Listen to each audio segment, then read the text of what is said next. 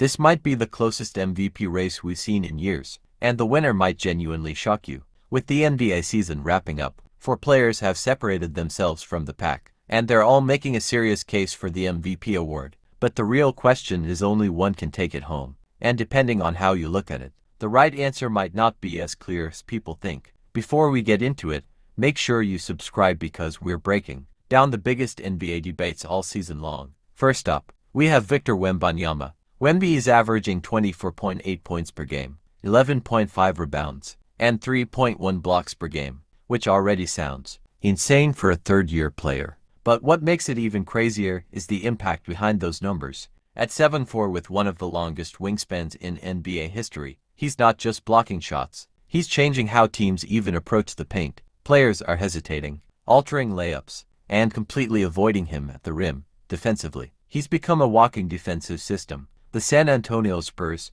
have turned into one of the most disruptive defensive teams in the league, largely because of him, and he currently leads the NBA in blocks. But here's where things get interesting. Despite his dominance on defense, the real MVP question is whether his overall team success and offensive consistency is enough compared to the other candidates. Because while the stats are great, MVP is not just about potential, it's about total control of the game. So the question is Wemby already the most impactful defensive player in the league, or is he still a year away from being a true MVP favorite? Next up, Shai Gilgeous-Alexander. Shai is putting up an elite stat line of 31 points per game, 6.5 assists, and shooting over 55% from the field, which is absolutely ridiculous efficiency for a guard handling this much responsibility. What makes Shai so dangerous is not just scoring, it's how controlled and methodical he is. He doesn't rush the game, he dictates the pace, gets to his spots, and consistently breaks down defenses no matter who is guarding him.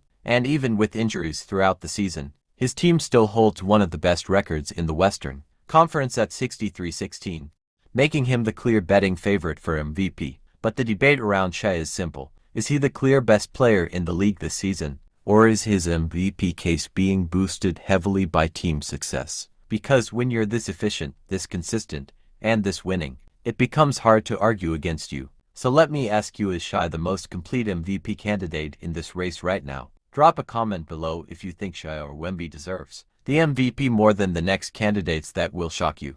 Then we've got Nikola Jokic, the Joker. Jokic is doing what he always does, putting up ridiculous numbers like 28 points, 13 rebounds, and 11 assists per game, basically averaging a triple-double, while running the entire offense through himself. What makes Jokic different from everyone else is that he doesn't just score or pass, he completely controls how the game flows. Every possession runs through him, and he makes everyone around him better in a way very few players in NBA history can replicate. Even though injuries slowed parts of his season, his impact when he is on the court is still unmatched in terms of overall basketball IQ and efficiency. And now he's chasing something historic, trying to add a 4th MVP award in less than a decade, which would put him in legendary territory. But the question becomes, does Jokic still get the MVP love even when the narrative shifts toward newer stars like Shai and Wemby? Or has the league started taking his greatness for granted? And finally, honorable mention goes to Luka Doncic. Luka has been putting up video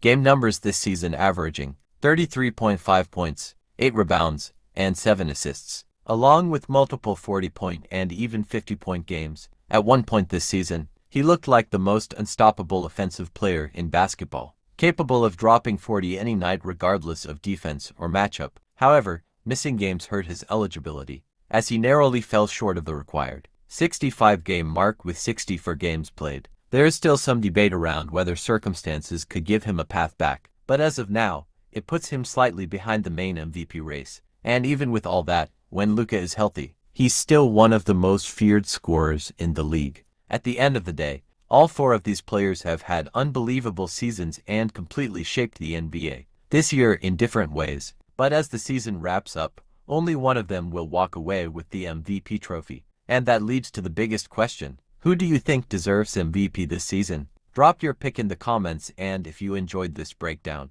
make sure to like and subscribe for more NBA content like this.